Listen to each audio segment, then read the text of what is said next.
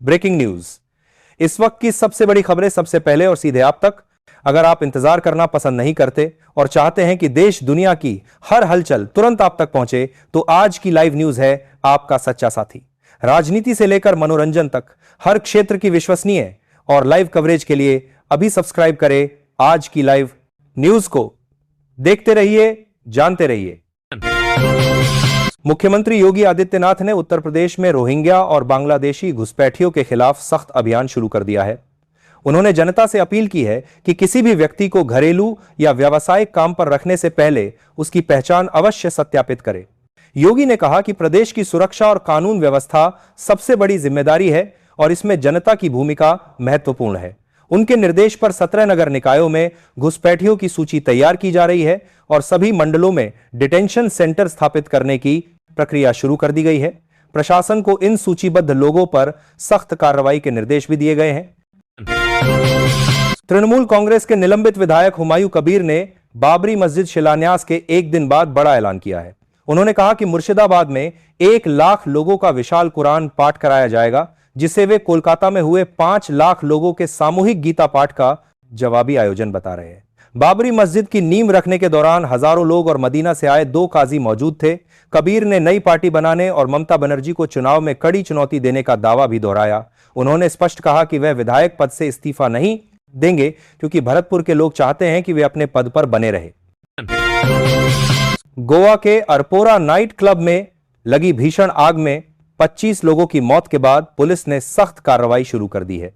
Club के general manager और 3 staff को सुरक्षा नियमों की गंभीर अनदेखी के आरोप में गिरफ्तार किया गया है। जांच का दायरा बढ़ाते हुए पुलिस ने अरपोरा नाव पंचायत के सरपंच को भी हिरासत में लिया है, जिन पर 2023 में क्लब को ट्रेड लाइसेंस जारी करने में लापरवाही और नियमों की अनदेखी के आरोप है। इसी मामले में 3 सरकारी अधिकारियों को भी सस्पेंड किया गया है। प्रशासनिक ढिलाई और मिलीभगत इस हादसे के केंद्र में बताई जा रही है। कोलकाता के ब्रिगेड मैदान में 2 साल बाद हुए विशाल सामूहिक गीता पाठ में करीब 5 लाख लोगों ने भाग लिया। कार्यक्रम में आचार्य धीरेन्द्र कृष्ण शास्त्री ने कहा कि भारत में तनातनी नहीं सनातनी चाहिए और देश को गजवा ए हिंद नहीं भगवा ए हिंद की आवश्यकता है। उन्होंने बंगाल के हिंदुओं को एकजुट रहने का संदेश दिया और बाबरी मस्जिद शिलान्यास को लेकर निलंबित टीएमसी विधायक हुमायूं कबीर पर निशाना साधा। शास्त्री ने चेताया कि कोई भी भगवान राम का अपमान बर्दाश्त नहीं किया जाएगा। वहीं साध्वी बतंभरा ने कहा कि भारत में बाबर या बाबरी की कोई नींव नहीं, यह देश सदा से राम और भगवा का रहा है।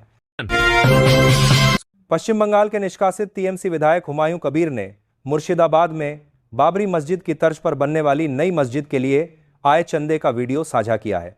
उनके मुताबिक चंदे में आए कुल 11 बक्सों की गिनती के लिए 30 लोग और मनी काउंटिंग मशीनें लगाई गईं।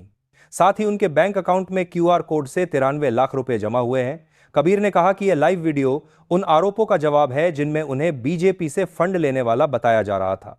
उन्होंने साफ कहा कि मस्जिद पूरी तरह जनता के चंदे से बनेगी। कबीर ने यह भी घोषणा की कि वह 22 दिसंबर को अपनी नई पार्टी लॉन्च करेंगे और 135 सीटों पर उम्मीदवार उतारने का दावा किया। इंडिया गठबंधन पर उमर अब्दुल्ला के लाइव सपोर्ट वाले बयान ने विपक्ष के भीतर हलचल बढ़ा दी है। सीपीआई और शिवसेना ने गठबंधन में समन्वय की कमी और लोकसभा चुनाव के बाद किसी बड़ी बैठक न होने पर चिंता जताई। सीपीआई के डी राजा ने सभी दलों से आत्मनिरीक्षण की अपील की। वहीं आरजेडी ने अब्दुल्ला की टिप्पणी को जल्दबाजी बताया और कहा कि व्यंग्य से समाधान नहीं निकलेगा। दूसरी ओर पीडीपी ने नेशनल कॉन्फ्रेंस पर गठबंधन का इस्तेमाल वोटों के लिए करने का आरोप लगाया। बीजेपी ने बयान को आधार बनाकर विपक्ष पर हमला बोला और कहा कि इंडिया गठबंधन पहले ही समाप्त हो चुका है। शिवसेना ने भी कहा कि नेतृत्व को गठबंधन को दोबारा सक्रिय करने के लिए कदम उठाने होंगे। महाराष्ट्र के डिप्टी सीएम एकनाथ शिंदे ने विपक्ष पर जनता की समस्याओं को नजरअंदाज करने का आरोप लगाया है। नागपुर में शीतकालीन सत्र से पहले शिंदे ने कहा कि विदर्भ के गंभीर हालात सदन में उठाए जाने चाहिए, लेकिन विपक्ष उनकी आलोचना में व्यस्त है। उन्होंने याद दिलाया कि जब वे मुख्यमंत्री थे तब भी विपक्ष उन्हें गलती से सीएम कहता था, लेकिन सरकार ने 2.5 साल काम किया। शिंदे ने कहा कि आज वे डिप्टी सीएम है, फिर भी विपक्ष उसी बयानबाजी में उलझा है। उन्होंने दावा किया कि जनता ने विपक्ष को नकार दिया है, जिससे वह नेता विपक्ष का पद भी हासिल नहीं कर पा रहा। शिंदे ने कहा कि यह अधिकार पूरी तरह विधानसभा अध्यक्ष का है और लोकतंत्र में जनता ही सर्वोपरि है। पश्चिम बंगाल के निष्कासित टीएमसी विधायक हुमायूं कबीर ने मुर्शिदाबाद में बाबरी मस्जिद की तर्ज पर बनने वाली नई मस्जिद के लिए आए चंदे का वीडियो साझा किया है।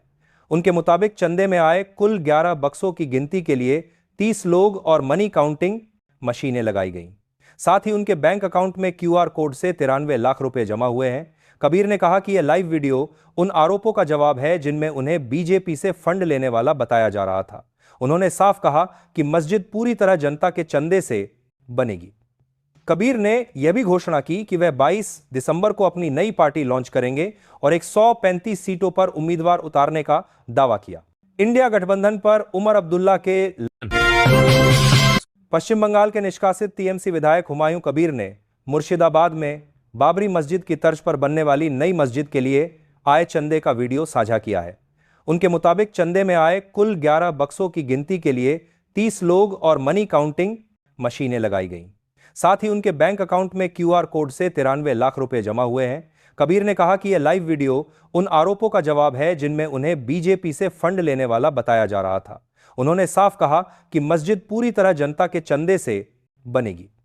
कबीर ने यह भी घोषणा की कि वह 22 दिसंबर को अपनी नई पार्टी लॉन्च करेंगे और 135 सीटों पर उम्मीदवार उतारने का दावा